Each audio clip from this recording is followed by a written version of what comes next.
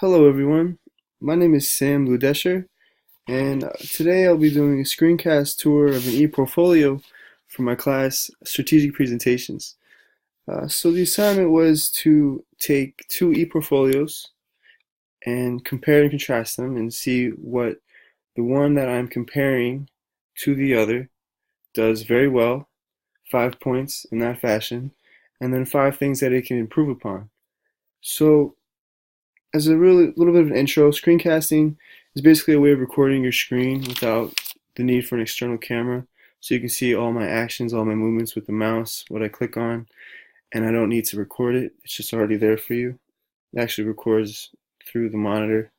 So let's get started. All right, so since I wish to pursue copywriting when I graduate college, I decided to do Alex Morris, who is a copywriter. He's from the UK, and I'll be comparing him to Kekai Kotaki. He's an artist that has worked on many different video games and done freelance work as well. So it's actually pretty funny. I actually followed Kekai Kotaki for a long while on Instagram, and I didn't know he had a website, so this is all new to me. He has some pretty interesting stuff here. This is from the game Guild Wars 2, so he's worked on that. And he's also worked for Bungie. They're the same company that did Halo, so he's pretty up there in terms of his skills. He's worked with some good companies. So yeah, let's get started. I feel that Alex Morris did a couple things that better than Kekai actually, but I think that's mostly because he's a little more comfortable with a digital platform. I like how he used color-coded tags to distinguish the different types of work that he has. So if you can see here, he has he has copywriting, journalism, creative writing, and highlights. And if you mouse over it, you can see that this one is yellow and purple, which means it's copywriting, as well as a highlighted one. He's very proud of this particular piece. And so it's pretty cool to see that each one identifies with something different. They seem to all be copywriting, as I could tell. Yeah, they're all copywriting. And he's a couple here that he likes. Um, And it was really nice too that he decided to have highlighted work, which means that if you're a visitor or potential employer, you can just scroll through and get right to the bare bones of it, and you don't have to go through any hoops. I like how his profile is very visual in the same way that Kekai's is. The fact that Kekai is an artist plays to that fashion, but at the same time, it's nice to just have the page that he worked on directly in front of you. Oh, sorry about that. This is actually Alex Morris's little story. I feel like that was a good job as well, but I'll go over that in a second. I feel like that could be improved upon. Um, so as far as Alex Morris's profile, his portfolio, I think that he did a very good job letting it be visual, but at the same time, if you mouse over, you can see that he has a little narration here about the company that he worked for. He worked for Salt Media, and he began working for them in February of 2015, as you see here. And lastly, I really like that when you click on his images, you can actually go to the website itself.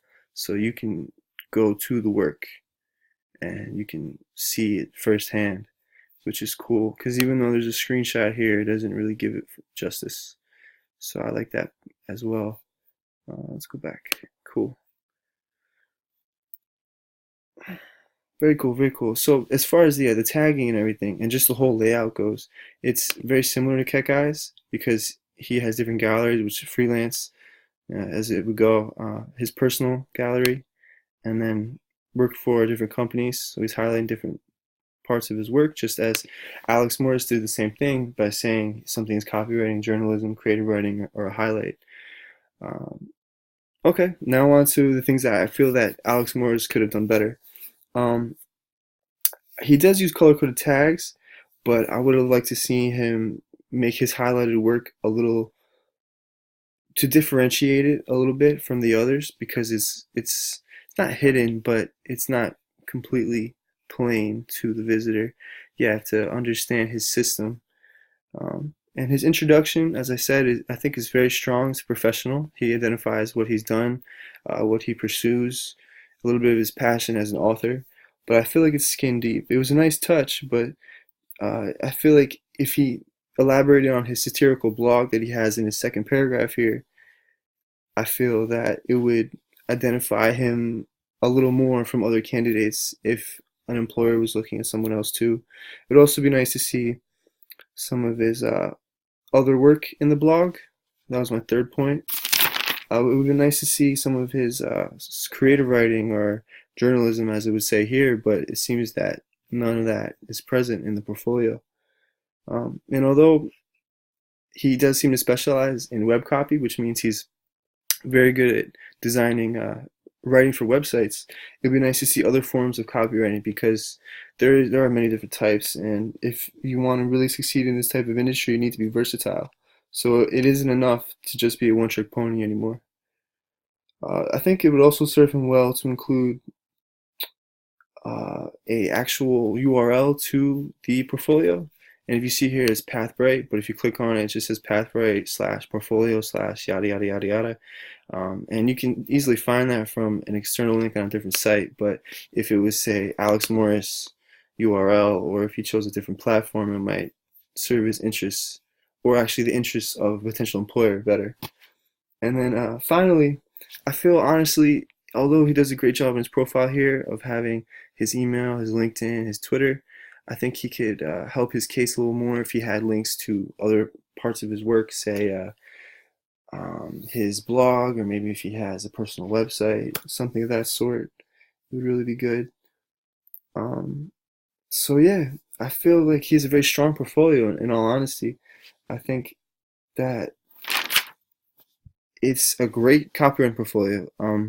Does a lot of things very well. It's very clean. It's on a good template. It contrasts well. He has very visceral images of his work.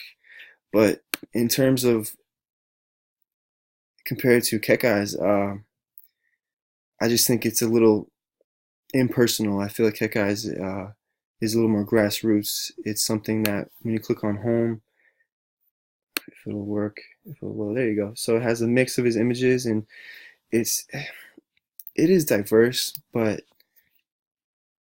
it just seems to speak to me a little bit more than one page. I kind of like how you can bounce around. Although I think Alex Morris did a much better job of inputting his other social media and other ways to contact him. I think that Kekai's is a little clustered on his about page, but that's really all I can say about him. I think he does some great work. I like how he's linked to his Tumblr as well. You can click on that.